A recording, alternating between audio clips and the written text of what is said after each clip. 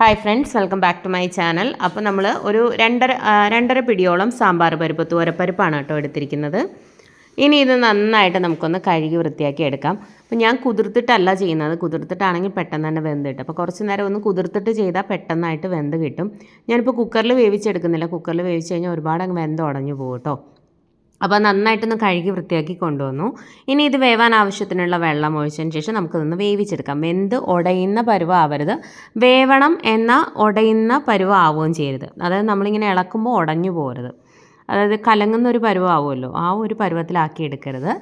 അതുകൊണ്ട് തന്നെയാണ് ചട്ടിയിൽ ചെയ്യുന്നത്. കുക്കറിലാകുമ്പോൾ ഒത്തിരി വെന്ത് പോകും കേട്ടോ. കുതിർത്തിട്ടാണെങ്കിൽ പെട്ടെന്ന് തന്നെ വെന്ത് കിട്ടും, ഇത്രയും സമയം തന്നെ എടുക്കില്ല. അപ്പോൾ ഇതിൽ വേവാൻ ആവശ്യത്തിനുള്ള വെള്ളം ഒഴിച്ചതിന് ശേഷം ഒരു സ്വല്പം 1/4 ടീസ്പൂണിൽ താഴെ മഞ്ഞൾപ്പൊടിയും അതുപോലെ തന്നെ ഒരു ടീസ്പൂൺ എണ്ണ ഒഴിച്ചു കൊടുക്കുക. എന്നിട്ട് ആവശ്യത്തിന് ഉപ്പും, എന്നിട്ട് നമുക്കിതൊന്ന് വേവിച്ചെടുക്കാം. നന്നായിട്ട് തിളച്ച് വെന്ത് വരട്ടെ.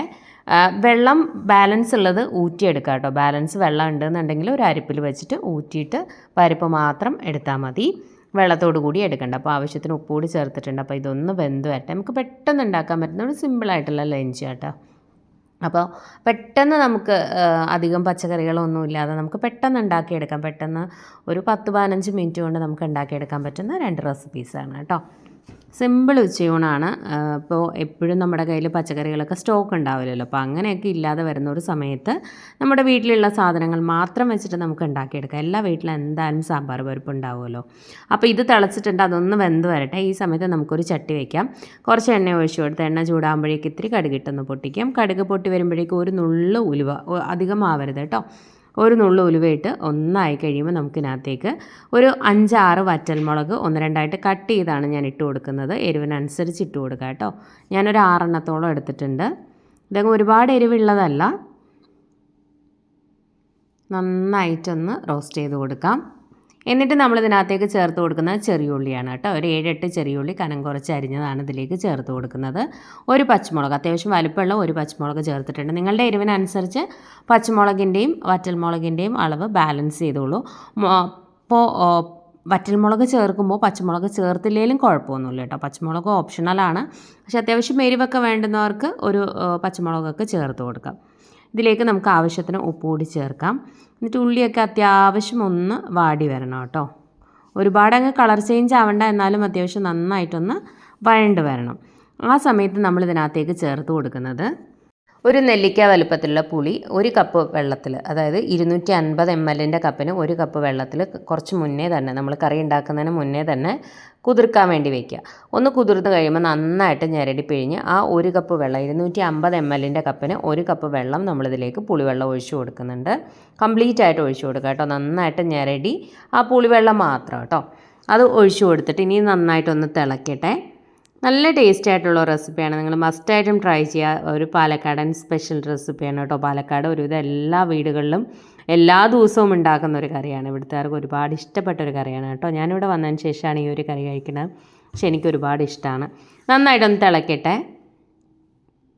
നല്ലപോലെ തിളയ്ക്കണം. ആ പുളിയുടെ ആ ഒരു റോ ടേസ്റ്റൊക്കെ ഒന്ന് മാറണം.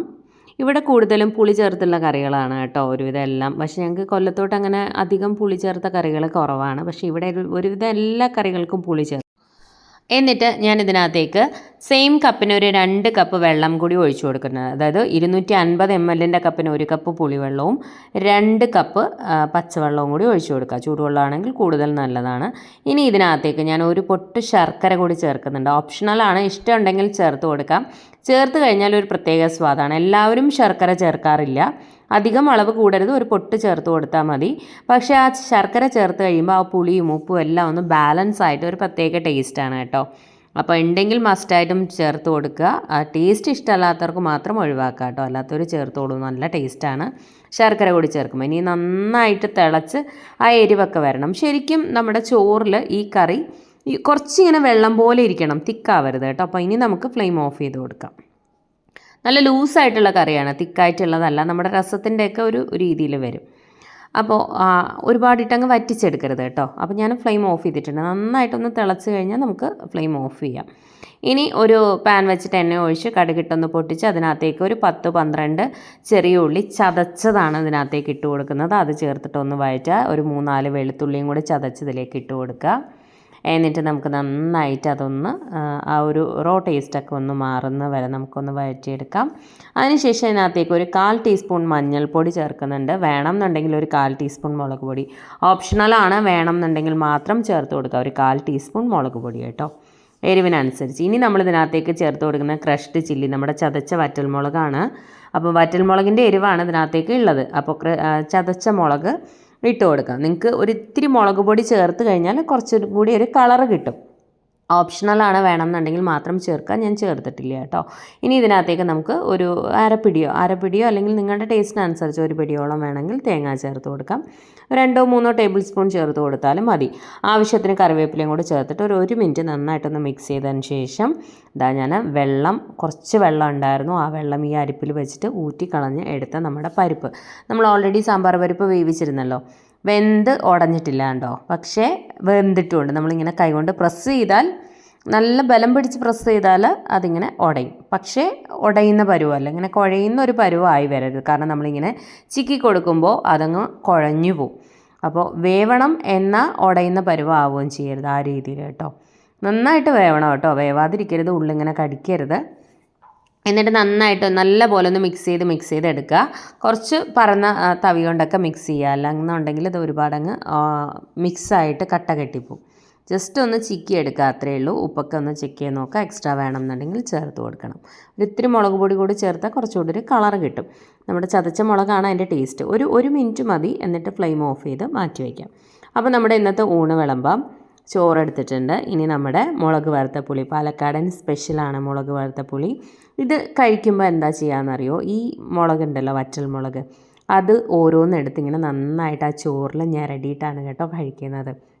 ആ മുളകാണ് അതിൻ്റെ എരിവ് തരുന്നത്. അപ്പോൾ ഒരു മുളകെടുത്ത് അതിൽ നന്നായിട്ട് ഉടയ്ക്കുക, അങ്ങനെയാണ് ഇവിടെ കഴിക്കുക. ഇവിടെ ഉള്ളവർക്ക് കൂടുതൽ ഇഷ്ടം മുളക് വറുത്ത പുളിയും മാന്തൾ മീൻ കിട്ടും, അത് വറുത്തതുമാണ് ഒരുപാട് ഇഷ്ടം. അല്ലെങ്കിൽ അതിൻ്റെ ഉണക്കമീൻ കിട്ടും, അത് വറുത്തതുമാണ് കേട്ടോ. ഇവർക്കൊക്കെ ഒരു കോമ്പിനേഷൻ, ഇവിടുത്തുകാരുടെ കോമ്പിനേഷനാണ്. അപ്പോൾ ഈ രീതിയിലൊന്ന് ട്രൈ ചെയ്ത് നോക്കാം. എനിക്ക് ഒരുപാട് ഇഷ്ടമുള്ള ഒരു റെസിപ്പിയാണ് കേട്ടോ. മസ്റ്റായിട്ടും നിങ്ങളൊന്ന് ട്രൈ ചെയ്തിട്ട് ഫീഡ്ബാക്ക് അറിയിക്കണം. ഇതുപോലെയുള്ള റെസിപ്പീസൊക്കെ ഇഷ്ടമാകുന്ന ഫ്രണ്ട്സിനും ഫാമിലിയിലും ഒക്കെ ഉള്ളവരുണ്ടെന്നുണ്ടെങ്കിൽ വീഡിയോസ് ഒന്ന് ഷെയർ ചെയ്ത് കൊടുക്കണേ, ചാനലൊന്ന് സപ്പോർട്ട് ചെയ്യാൻ പറയുക. അതുപോലെ ഇതുവരെ ചാനൽ സബ്സ്ക്രൈബ് ചെയ്യാതെ വീഡിയോ കാണുന്ന ആരെങ്കിലും ഉണ്ടെന്നുണ്ടെങ്കിൽ ചാനൽ ഇഷ്ടമായിട്ടുണ്ടെങ്കിൽ ഒന്ന് സബ്സ്ക്രൈബ് ചെയ്യാനും അടുത്തുള്ള ബെല്ലൈക്കൺ പ്രസ് ചെയ്താൽ ആദ്യം കാണുന്ന ഓൾ തന്നെ പ്രസ് ചെയ്യാനും മറക്കരുത്.